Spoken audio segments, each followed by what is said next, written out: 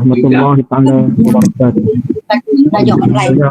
Alhamdulillah wassalatu wassalamu ala asyrafil anbiya'i wal mursalin wa ala alihi wa sahbihi ajma'in.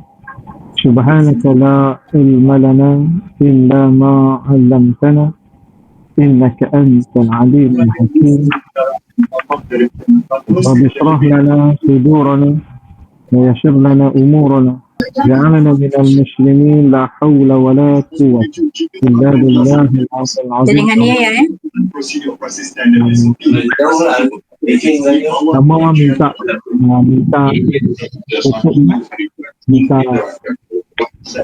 tutup tutup mic depan anda. Ada gambar mic kan, tekan bagi dia mute bagi dia mute. Nanti dia berbunyi dia.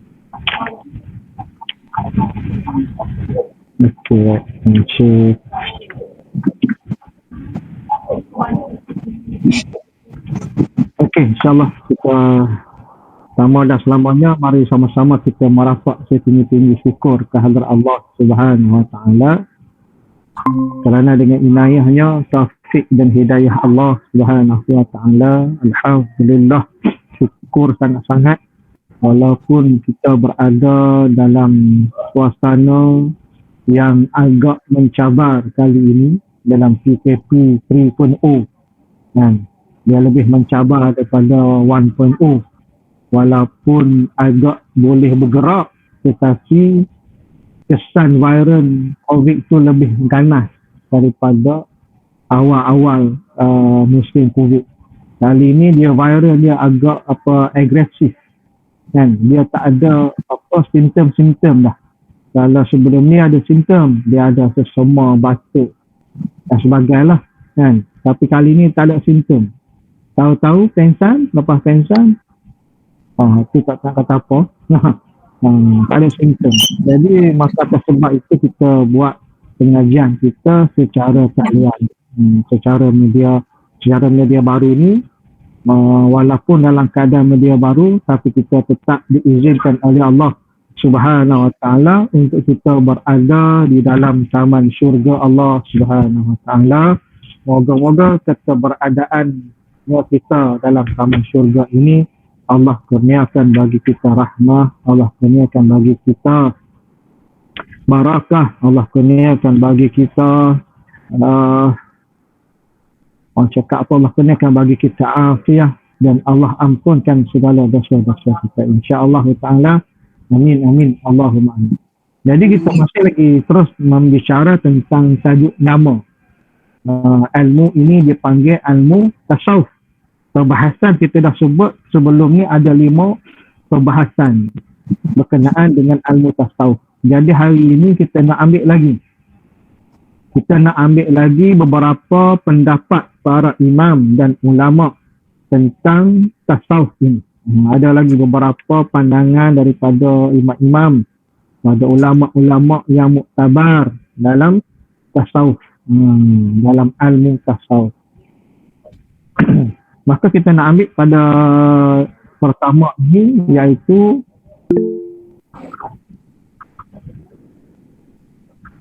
kalau ada minta dia tutup mic, tiba-tiba dia terus left. Salah button tekan, terus salah button, tahu kan. Kita nak ambil pandangan yang pertama, pendapat yang pertama daripada Al-Qadhi Al-Syekh Al-Islam Zakaria Al-Ash'ari 929 Hijrah. 929 Hijrah. Dia berkata, apa kata Syekhul Islam Zakaria Al-Ash'ari ni? Dia hidup sampai 929 Hijrah ni, zaman bila naik 929 tu ialah zaman imam, zaman ulama-ulama, zaman ulama muktabar. Dia kata at-tasawwufu ilmun tu'rafu bihi ahwalu tazkiyati nafs wa tasfiyatil akhlaq wa ta'miril zahir wal batin linailil sa'adatil abadiyah.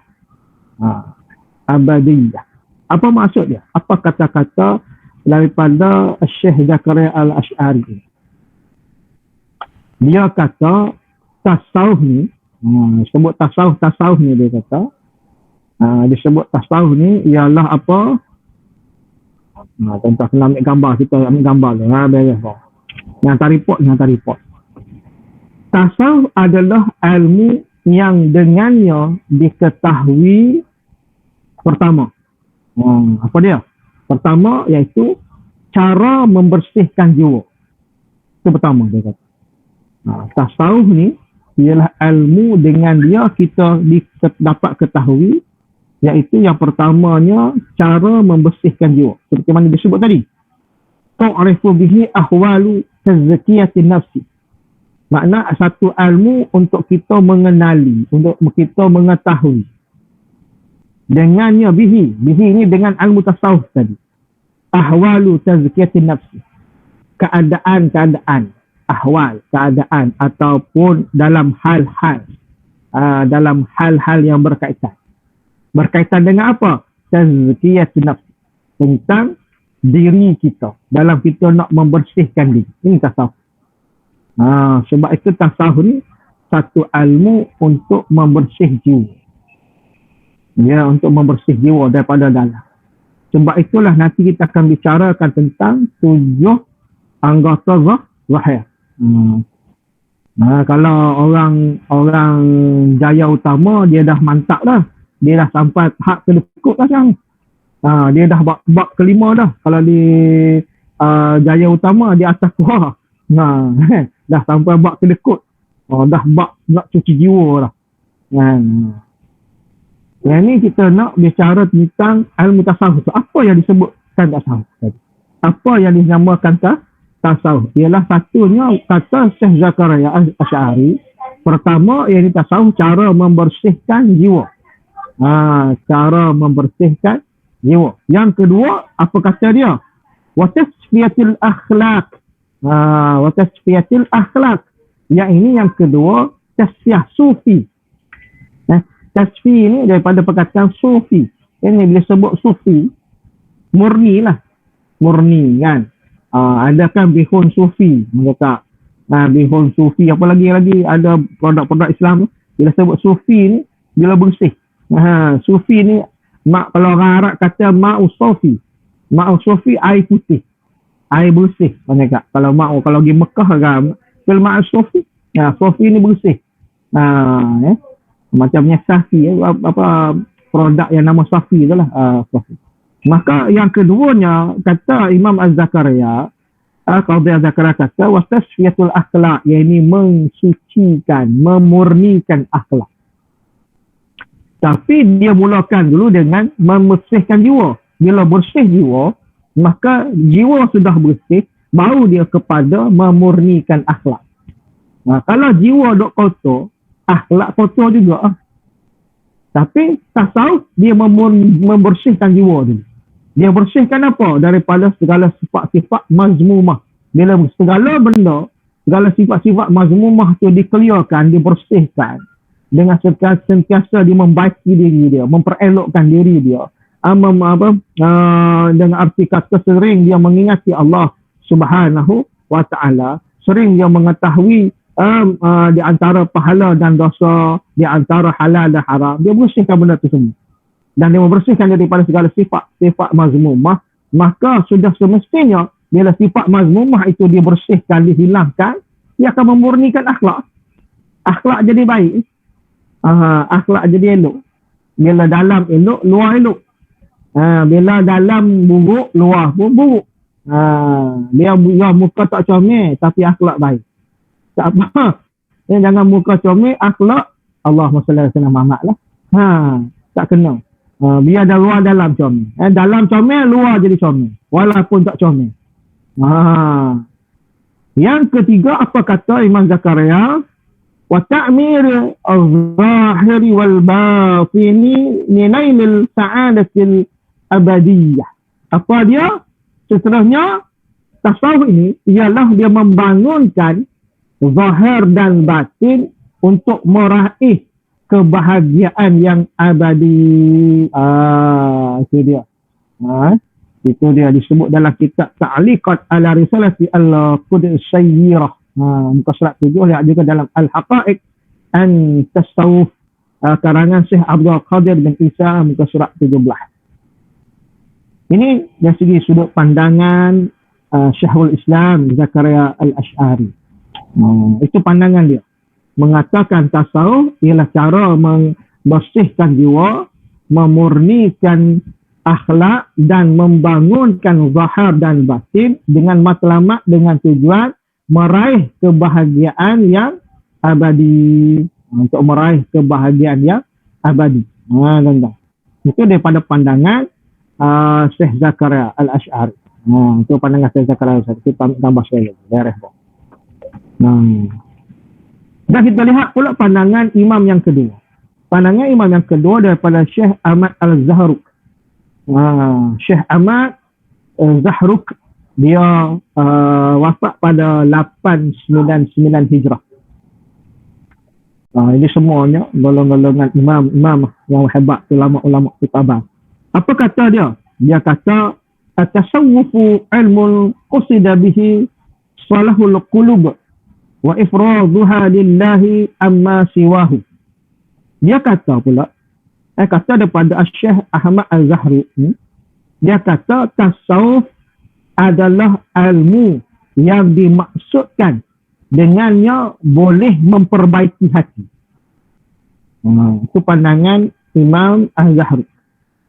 Tasawuf ialah satu ilmu yang boleh memperbaiki hati, wa ifraduha lillahi amma siwahu, dan mengosongkannya daripada segala sesuatu selain Allah Subhanahu wa ta'ala sahaja yang duduk dalam hati ini. Itu pandangan Imam Az-Zahri, Ahmad Az-Zahri. Dia mengatakan tasawuf satu ilmu salahul qulub. Salahul qulub, yakni satu ilmu membersih, memperbaiki.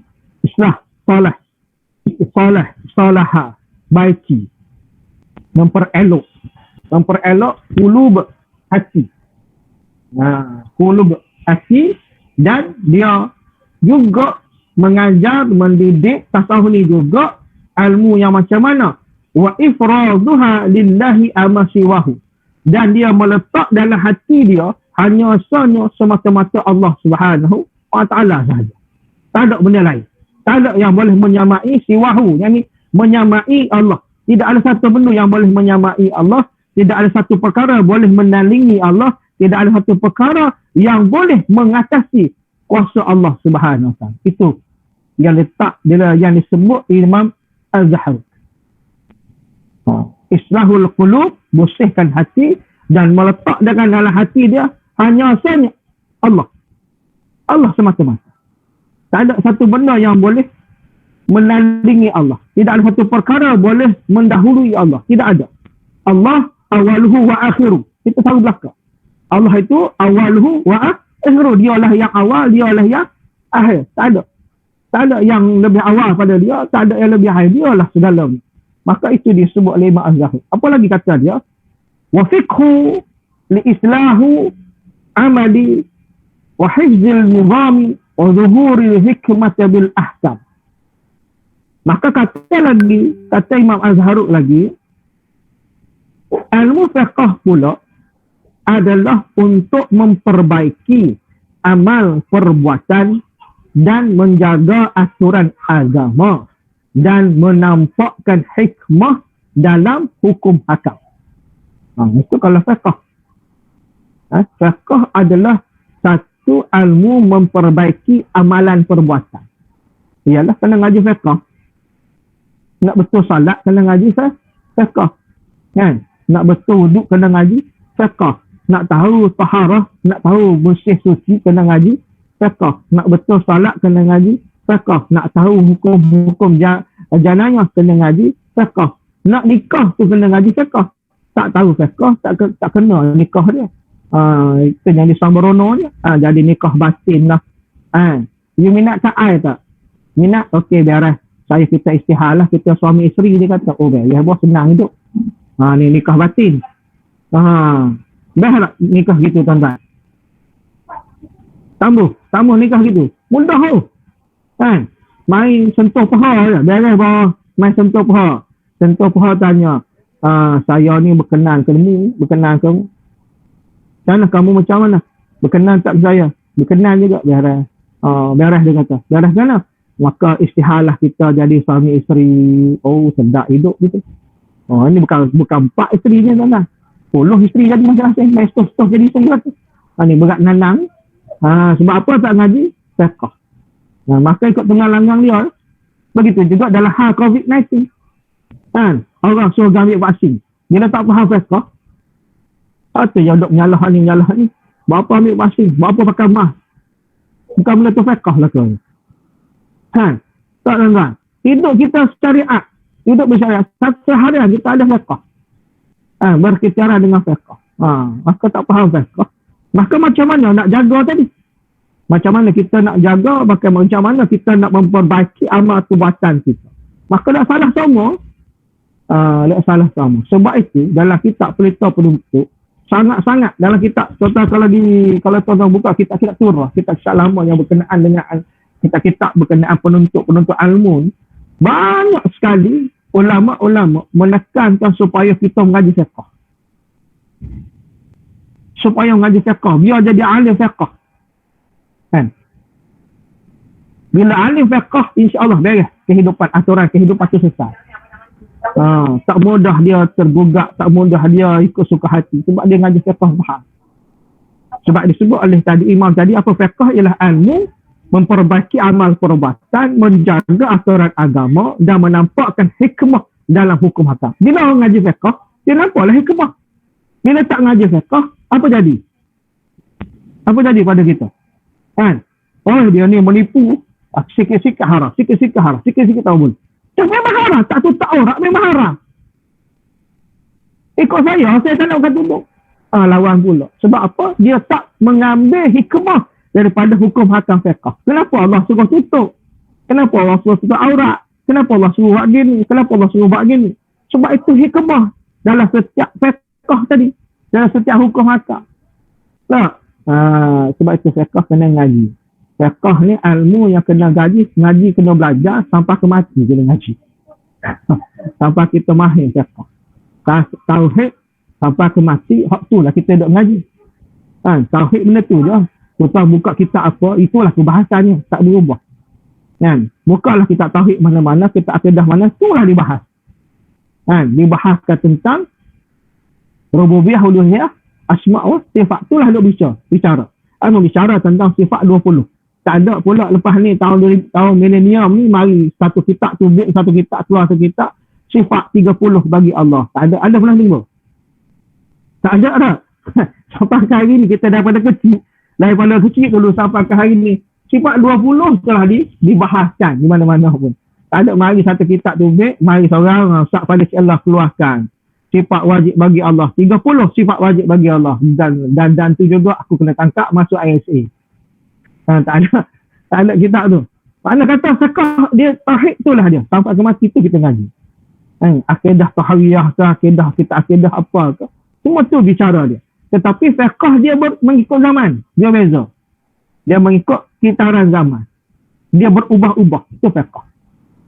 Sekarang ni dalam isu vaksin. Malam ni mungkin ada apa banyak ada penerangan dengan vaksin. Maka kita ambillah yang terbaik. Kita anggaplah vaksin itu salah satu ikhtiar. Sebagaimana kita berakidah ahli sunnah wal jamaah. Ahli sunnah wal jamaah ni dia kena ikhtiar. Jangan duduk saja. Jangan duduk saja tak apa. Nak mati-mati juga dia kata. Tu bengong namanya. Nak mati-mati lah dia kata. Tak apalah. Memang kita mati pun tak payah cerita pasal mati tu. Mati tu kerja Allah Subhanahu Wa Taala. Kita cuma usaha nak mati dalam husnul khatimah tu je kita. Kena bijaklah sikit, jangan jadi bengong gitu semua. Jadi itu fiqh. Bila mana kita mengajar, kita tahu hikmah dalam pengajian, hikmah dalam hukum hakam. Kenapa Allah suruh tutup aurat? Kenapa Allah suruh buat gini? Kenapa Allah suruh buat macam ni? Kenapa hikmahnya sembahyang kita macam ni? Ada aturannya macam ni dan pelbagai. Bila tahu hikmahnya, kita tahu kelebihan fiqh itu. Maka apa lagi? Wal usulu ayyi ilmu tauhidi bitahqiqi muqaddimati bil barahimi wa tahliyatil iman bil iyaqad. Seterusnya dalam ilmu husul. Ilmu husul iaitu ilmu tauhid. Ilmu tauhid adalah untuk menyempurnakan permulaan iman dan dalil-dalil dan menghiasi iaitu memantapkan iman dengan keyakinan. Maka kalau kita melihat apa yang dibicara oleh Imam Abdullah Al-Haddad dalam kitab Nasihat Agama Wasiat Iman dalam satu tajuk akidah menempa kesejahteraan hidup. Begitulah tajuknya. Dalam bab takwa. Hari ini Allah uji kita dengan pandemik. Betul tak tuan-tuan? Dalam bicaranya mudah cerita lah. Kita membicarakan tentang beriman kepada Allah. Membicarakan tentang beriman kepada malaikat. Membicara tentang beriman kepada Rasul. Membicara tentang beriman kepada kitab. Membicara tentang beriman kepada qada dan qadar Allah. Membicaranya kita tentang beriman kepada hari kiamat. Bila mari COVID-19 ni, dia uji kita apa? Dia uji kita apa ni? Mari COVID-19 ni, dia uji kita apa? Benar. Apa yang dia uji kita? Pakat senyap belakang, berat nanang. Apa yang dia uji kita? Redha. Sebenarnya, ibu ayah, sahabat-sahabat sekalian, bila COVID-19 ni, diuji ke-6 rukun iman ni. Dia uji ke-6 rukun iman ni sebenarnya. Sejauh mana percaya ke kita ke Allah? Percaya tak dengan Allah? Kita duk kata beriman pada Allah, beriman pada Allah. Percaya ke tak pada Allah? Tak. Persoalan. Tak. Kita kata kita percaya pada Allah. Tapi bila mari Allah uji gini, kita nak tolong siapa?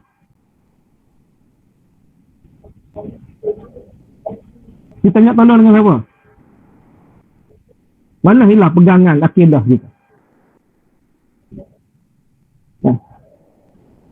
Mana pergi? Sepatutnya dengan ujian macam ni lah meningkatkan keyakinan, keimanan kita kepada Allah Subhanahu Wa Taala. Yang mana Allah ada tentera dia, ini para malaikat. Lalu Allah utuskan kepada kita seorang Rasul yang mulia, iaitu Nabi Muhammad SAW sebagai untuk apa? Ukhruj minal zulumati ila nur. Allah utus Nabi Muhammad mengeluarkan kita daripada zulumat, daripada kegelapan kepada cahaya. Kita tahu erti tawakal, kita tahu erti raba, kita tahu erti zuhud, kita tahu erti berharap, kita tahu erti segala benda. Kalau sahaja kita belah, maka hilang. Mana pergi benda itu? Lalu membicara pula tentang kitab. Sepanjang kita kena COVID ni, rajin tak kita baca Quran? Rajin tak kita kembali tadabbur wa tafakkur tentang ayat-ayat Allah Subhanahu Wa Taala? Yakin kita kembali tak pada dia? Balik tak pada Quran, pada kitab Allah Subhanahu Wa Taala, satu kitab yang tak boleh ditandingi oleh kitab-kitab yang lain. Hebatnya Al-Quran, dia memansuhkan 3 kitab yang terdahulu. Tak boleh pakai. Hebatnya Al-Quran, turunnya dia bukan sekadar masa Nabi Muhammad hidup saja boleh guna. Nabi Muhammad meninggal wafat pun Al-Quran masih tetap diguna sampai ke akhir. Sejauh mana kita bertafakur tentang ayat-ayat Allah, tentang janji-janji Allah, tentang ancaman Allah Subhanahu Wa Taala. Dan yang kelima, benar-benarkah kita beriman kepada qada dan qadar Allah? Ini adalah qada dan qadar, baik dan buruk. Ketentuan yang Allah takdir, yang Allah tentukan pada kita. Sejauh mana kita redha, sejauh mana kita terima, sejauh mana kita menganggap COVID ini sebagai satu ujian Allah kepada kita dengan bertujuan untuk meningkat dan memantapkan iman kita kepada Allah Subhanahu wa taala. Maka inilah juga untuk kita merasakan dekatnya kita dengan hari kiamat. Yang kita yakin selama hari. Ini tauhid, ini usul. Ilmu yang berbentuk keyakinan. Kan? Dengan dalil-dalil yang hebat. Ada dalil bakal benda tu. Ada dalil yang daripada dalil daripada Quran dan hadis Nabi sallallahu alaihi wasallam. Itu dia ilmu usul. Membicara kita tentang ketauhidan, keyakinan kita kepada Allah Subhanahu wa taala. Yang seterusnya yang terakhir apa kata Syekh Ahmad Zahruk? Wa tibbul li hifdzil abdani wa nahwa li islahil insan. Li islahi lisan ila ghairi zalik. Maka katanya yang terakhir ilmu kedokteran wa tibbu. Dia kata ilmu kedokteran pula lihifzi abdan. Alah tujuan apa ilmu kedokteran? Ilmu kedokteran pula adalah untuk menjaga badan. Menjaga kesihatan lah maksudnya. Maka dalam keadaan pandemik ini kena rujuk ahli kesihatan, ini doktor. Jangan rujuk ahli baki kereta. Dia rujuk mekanik mesti dia cerita pasal spana tuan-tuan. Ni vaksin ni kita guna spana size 8 atau tak boleh guna size 8, kita pakai size 12. Dia kata kalau tak amat ikut suka tuan-tuan lah nak pakai size berapa. Dia kata berat kenanang kita. Tiba-tiba nak cerita pasal vaksin, so cerita pasal spana. Jauh tu pergi tuan-tuan. Jauh sangat. Maka tentang ilmu berkaitan dengan masalah penyakit, wabak dan sebagainya, tempat rujukan yang paling tepat adalah ahli-ahli kesihatan. Wa nahwu li islahil lisan ila ghairi zalik. Dan terakhirnya ilmu nahwu pula adalah untuk memperbaiki cara berbicara, dan selain daripada itu ilmu nahwu ialah ilmu berkenaan tata bahasa Arab. Itu dia disebut oleh Syekh Ahmad Az-Zahruk berkenaan ilmu tasawuf, tapi dalam masa yang sama dia menjelaskan kepada kita juga tentang fiqh, tentang ilmu tauhid, tentang ilmu tib, ini tib doktor kedokteran, dan juga ilmu nahwu, ilmu tata bahasa. Itu pandangan Syekh Ahmad Az-Zahruk pada berkenaan dengan tasawuf. Dan pandangan Imam Junaid Al-Baghdadi. Imam Junaid Al-Baghdadi ini salafus salih. Sebab apa? Dia tufi, meninggal dia pada tahun 297. Dia sebut salafus salih. Salafus salih ini dia lahir tahun 300 Hijri dan ke bawah. Itu salafus salih. Dia lahir 300 Hijrah ke bawah. Itu disebut sebagai salafus salih. Maka Imam Junaid Al-Baghdadi sangat terkenal. Imam Junaid dia sangat hebat. Ulama yang sangat hebat. Tentang dengan ilmunya Masya Allah. Banyak yang tahu boleh lihat kisah tentang pandangan-pandangan daripada Imam Junaid Al-Baghdadi. Dia orang Baghdad, orang Iraq. Iraq ni bumi ulama sebenarnya tuan-tuan. Iraq ni bumi ulama. Sangat ramai ulama di Iraq. Tapi sayang 1000 kali sayang. Sebab pengaruh daripada Afrika USA jadi lagu tu. Memburuk-burukkan tentang Iraq. Hebat Iraq ni tuan-tuan, negara satu negara yang sangat hebat. Hebat tapi habis. Kerana apa? Tipu daya orang-orang Kristian dan orang Nasrani dan Yahudi. Nak cerita hebat Iraq ni pada zaman Saddam Hussein lagi, memang hebat. Kita negara hak kata maju ni belajar kena bayar. Betul tak tuan-tuan? Belajar kena bayar tak tuan-tuan dulu? Kena ada duit. Wabul rotin ada belanja. Negara Iraq daripada dia sekolah rendah sampai masuk universiti free tuan-tuan. Pada zaman pemerintahan Saddam Hussein dulu. Free of charge. Tak payah belanja. Dan Saddam Hussein memberi beasiswa kepada penghafal Al-Quran. Mereka hidup mewah. Ada per kapita. Tak kerja pun ada duit. Per kapita rumah ada, dibayar. Iraq, negara Iraq tu. Tapi sekarang hancur. Sebab apa? Bila mana sebuah negara masuk saja fikrah Nasrani dan Yahudi, habis hancur. Lagu Malaysia macam mana? Malaysia macam mana? Malaysia macam mana? Malaysia ni Tuan Musi macam mana? Malaysia macam mana? uh, Pada rasa sebab itulah tasawuf ni kena ngaji. Dia faham. Maka apa kata Imam Junaid Al-Baghdadi? At-tasawwufu isti'malu kulli khuluqin taniyyi wa tarku kulli dabbi adani kulli dani. Apa maksud dia? Pendek je pada pandangan Imam Junaid. At-tasawwufu isti'malu kulli khuluqin taniyyi wa tarku kulli dini. Pendek je dia punya apa? Pandangan. Dia kata tasawuf ialah menggunakan tasawuf ialah menggunakan, iaitu beramal dengan semua akhlak yang terpuji dan meninggalkan semua tingkah laku yang keji. Itu je pandangan dia. Pandangan Imam Junaid tu je. Bila sebut tasawuf ialah dia beramal dengan segala akhlak-akhlak yang baik, yakni akhlak mahmudah.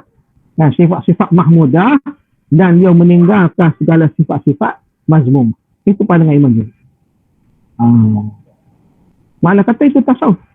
Itulah dia tasawuf. Mengelokkan diri, mempersihkan diri, menekankan dalam diri sifat sabar, menekankan dalam diri sifat syukur, menekankan dalam diri sifat tawadhu, menekankan dalam diri sifat zuhud, menekankan dalam diri sifat apa lagi, sifat bertimbang rasa, ihsan dan sebagainya.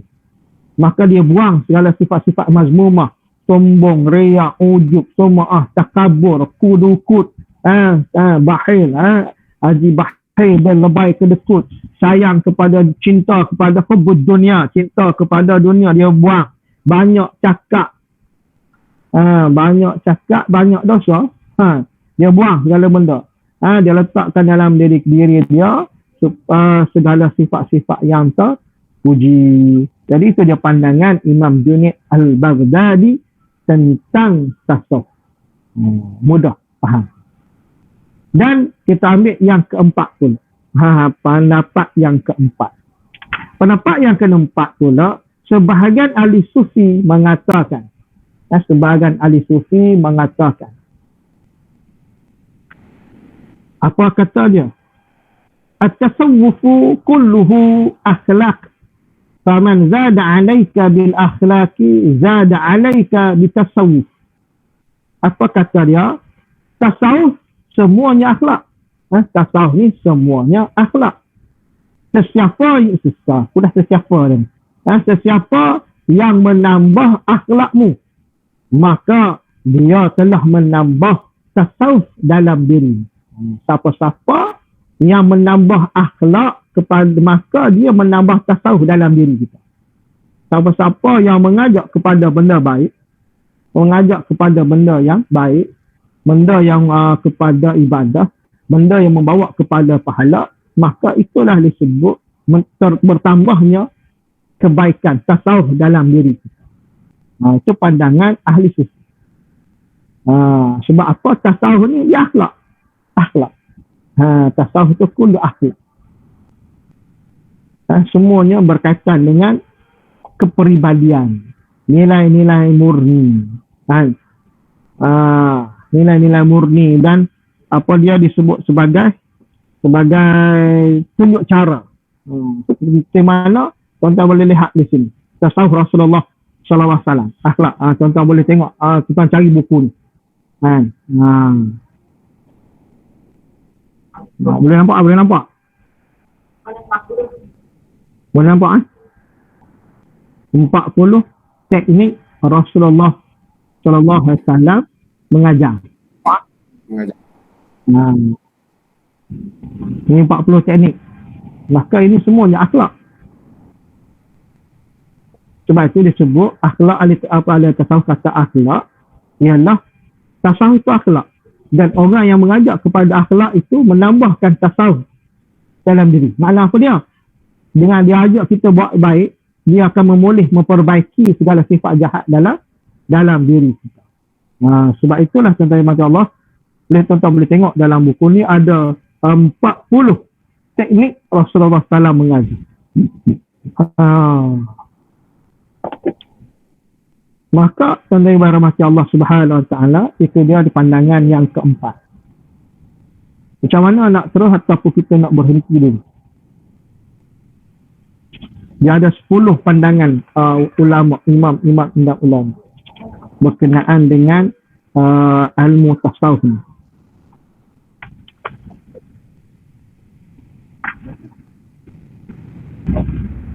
Nak berhenti dulu ke saya nak tahu musim?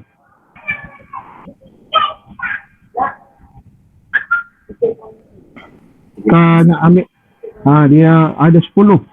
Kita ambil satu lagi lah, nombor 5. Kita ambil satu lagi, nombor 5. Pandangan yang kelima daripada Imam Al-Syekh Abu Hasan Al-Sazuli. Ini tarekat Sazuliyah. Ini tarekat daripada tarekat Sazuliyah. Imam Hasan Al-Sazuli dia membawa tarekat Sazuliyah, yang wafat kepada 656 Hijrah. Kata dia, at-tasawwufu tadribul nafsi ala ubudiyah wa radduha li ahkami rububiyah. Apa kata Imam Syekh Abu Hasan Al-Sazuli? Tasawuf ialah mengajar jiwa untuk berta'abbud, untuk kita berta'abbud, yakni beribadah pada Allah Subhanahu wa taala dan menyerahkan kepada hukum hakam peraturan Allah Subhanahu wa taala. Itu dia daripada pandangan Abu Hasan Al-Sazuli. Jadi tuan-tuan ibadah rahmati Allah Subhanahu wa taala sekalian, kita boleh lihat dan kita boleh mengambil kepahaman daripada 5 pandangan imam dan ulama tentang tasawuf. Mana kata setakat 5 ni lah tuan-tuan yang dibahaskan oleh ulama ni. Tuan-tuan nampak ke ada di sana satu perkara yang menunjukkan ilmu tasawuf ni haram belajar? Ada tak? Tuan-tuan? Ada. Sepanjang 5 pandangan yang saya sebut tadi, daripada imam-imam muktabar tadi, ada tak di sana menunjukkan, ada sebahagian mengata haram belajar tasawuf?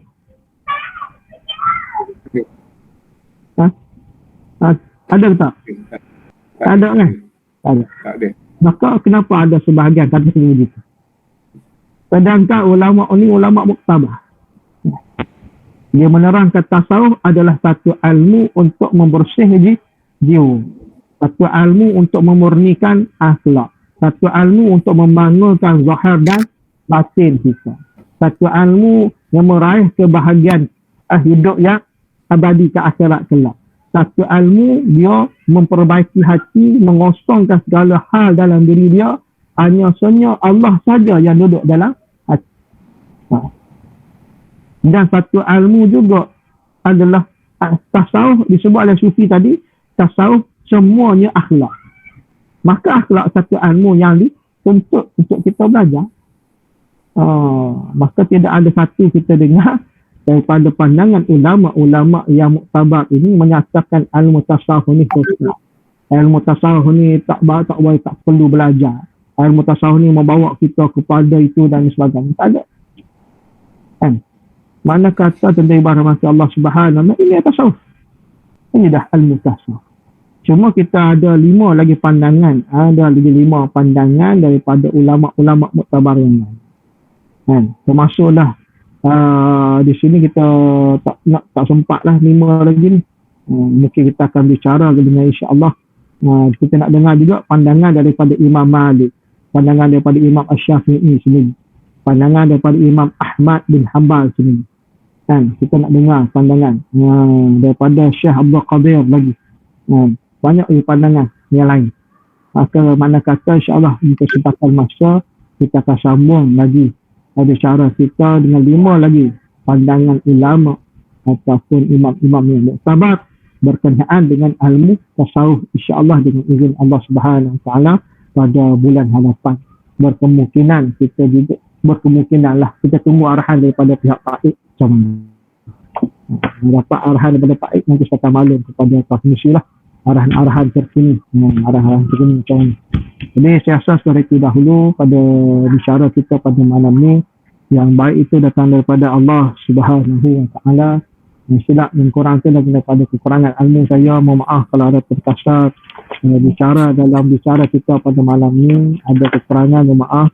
Dan kita sama-sama memohon kehadrat Allah Subhanahu wa Ta'ala supaya mana Allah tetap terus memberi kekuatan kita untuk terus belajar, dan juga Allah beri kekuatan kepada kita untuk terus kita beramal dengan ilmu-ilmu yang telah kita mengaji selama hari ini.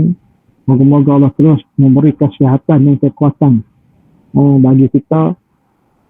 Kita berhadapan dengan cabaran dan ujian Allah Subhanahu Wa Taala, dan kita sama-sama pakat tadah tangan memohon doa kepada Allah Subhanahu Wa Taala supaya mana jika ada di sana saudara-saudara kita, sahabat-sahabat kita diuji oleh Allah Subhanahu Wa Taala dengan pandemik COVID-19 ini, memohon supaya Allah beri kesembuhan kepada mereka, supaya mana Allah beri kekuatan bagi mereka, supaya mana Allah memberi kesabaran dalam ujian yang diberikan, yang bagi kita yang Allah bagi kesihatan. Semoga terus kita mendekatkan diri dengan Allah Subhanahu Wa Taala, insya-Allah taala. Amin amin amin, Allahumma amin, insya-Allah. Jadi saya rasa sekadar itu dahulu pengajian kita pada malam ni. Kita tangguh dengan majlis tangguh dengan tasbih, istighfarah dan juga surah Al-Asr. Subhanakallahumma wa bihamdika asyhadu an la ilaha illa anta astaghfiruka wa atubu ilaik. Bismillahirrahmanirrahim. Wal 'asr innal insana lafi khusr illa alladhina amanu wa 'amilus shalihat wa tawassaw bil haqqi wa tawassaw bis sabr. Assalamualaikum warahmatullahi taala wabarakatuh. Waalaikumsalam warahmatullahi wabarakatuh. Terima kasih banyak Ustaz. InsyaAllah jumpa lagi. Ada apa-apa saya maklum dengan itu. Ini cuma tu Ustaz untuk bulan depan